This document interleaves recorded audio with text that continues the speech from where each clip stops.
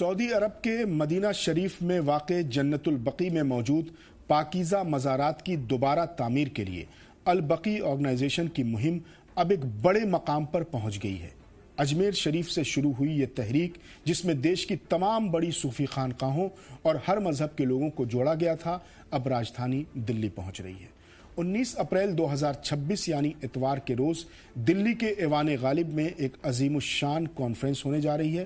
البقیع organization کی جانب سے ہونے والی اس کانفرنس کا مقصد جنت البقیع کے مدعے پر پورے دیش سے ایک مضبوط آواز بلند کرنا ہے، تاکہ دنیا بھر میں اس مانگ کو اور پرزور طریقے سے پہنچایا جا سکے۔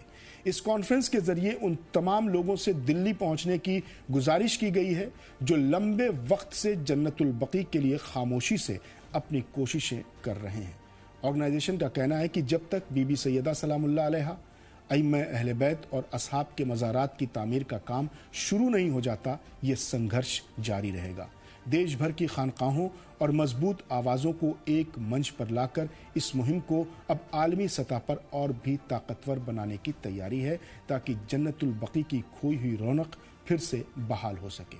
تو یاد رکھیے، 19 اپریل 2026 یعنی آنے والے اتوار کے روز دلی کے ماتا سندری لین پر واقع ایوان غالب میں یہ کانفرنس منعقد ہوگی۔